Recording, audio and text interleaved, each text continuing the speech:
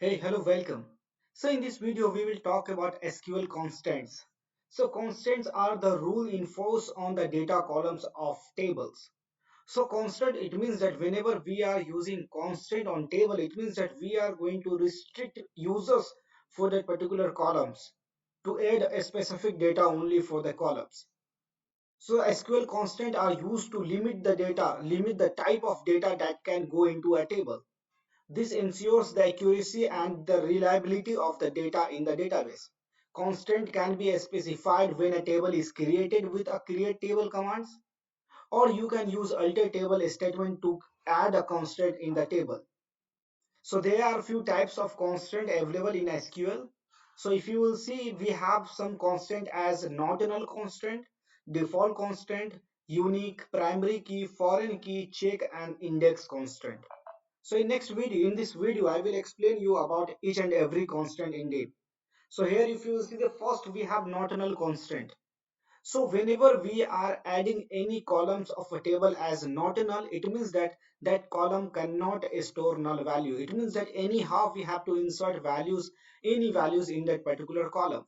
So here if you see, by default a column can hold null values. If you don't want a column to have a null value, then you need to define such a constraint on the table on this column specifying that the null is not allowed for that particular column. So here if you see, this is the table create student table commands. In this commands here, if you will see, for the roll number column, right, I have added constraint as not null. It means that whenever this table will be created and user will be go and try to insert data into this table, this roll number will never be as null.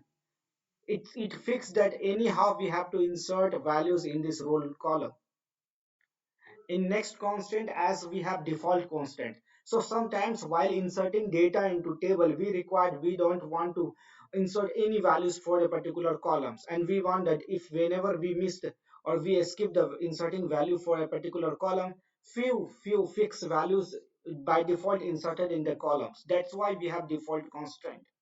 So the default constant provide a default value to a column when the insert into a statement does not provide a specific value. So here if you will see, this is the student table. In this student table, the email column is considered as default, and we provide a default value as n hyphen a. It means that whenever we will try to insert data into this student table and we will not add value for this email, the by default n by a value will be inserted for the particular row in this column, email column. Now next we have unique constraint. So as you can see, whenever we require to make a column as a unique, so that that particular column can contain only unique values, that column cannot contain duplicate values, we can use unique constraint for the particular column. Expect that the primary key, right, we have primary key for the same requirement, that we if we add the primary key, that column cannot have duplicate values, but there are some restriction in primary key and unique key. So we'll discuss later on that. So here if you see, the unique constant prevent two records from having identical values in a column in the customer tables. For example, you might want to prevent two or more people for having an identical age. So right now here, if you see the example of this student table, I have created like write query to create a student table.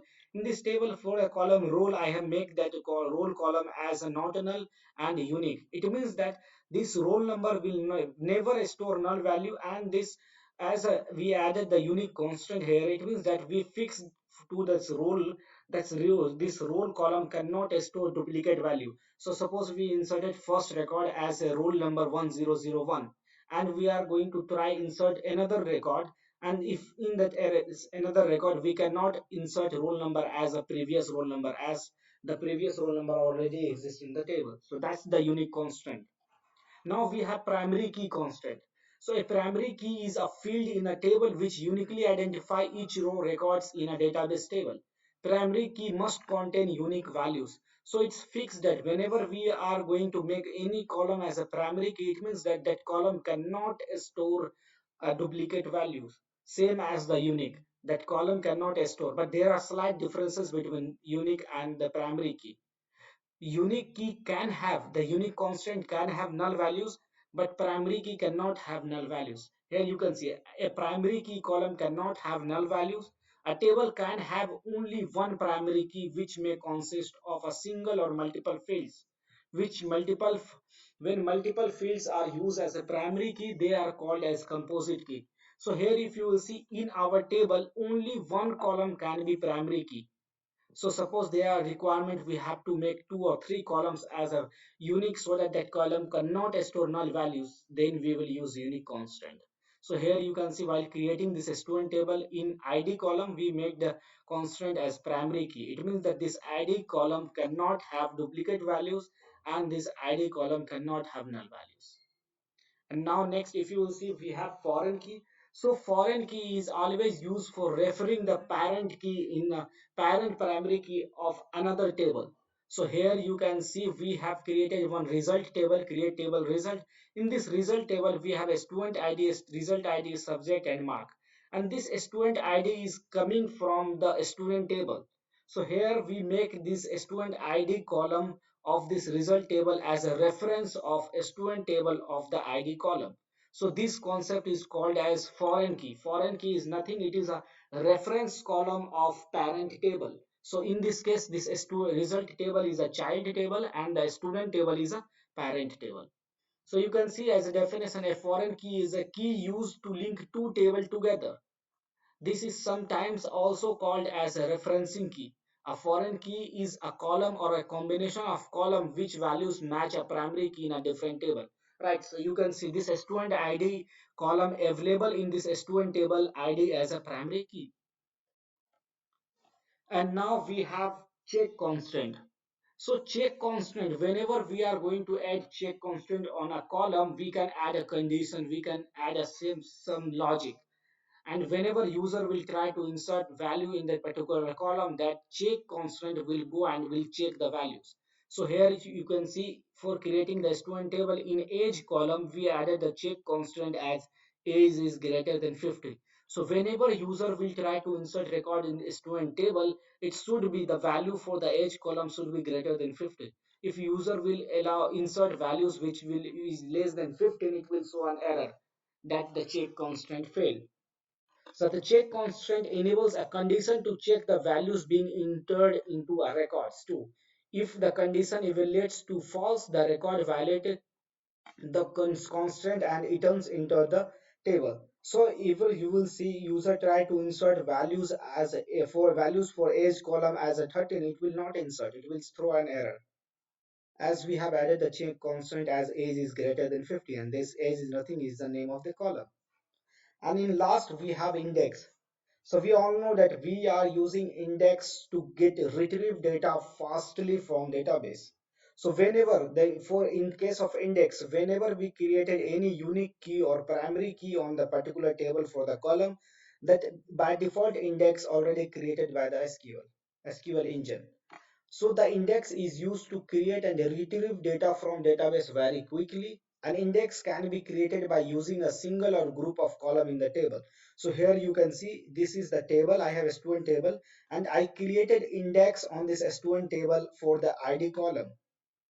And here you can see for the line an index can be created by using a single or group of column. So in this example you can see I created another index that xx index name is that xx student id roll underscore I, and what for which column we created index, we created in the column for the id and the role of the student table.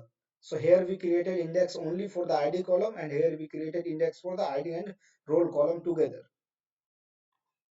When the index is created, it is assigned a row ID for each row before it sorts out the data. Based on that row ID, we are going to fetch data in efficient way.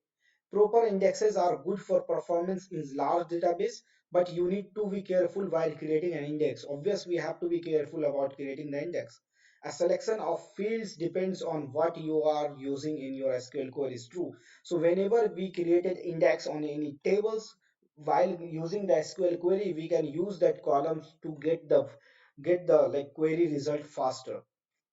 So this is all about constraint in SQL. Thank you so much for watching. If you have any other queries, you can make a comment and you can ask. If you like this video, thank you so much for watching. You can make a comment of that. Thank you so much.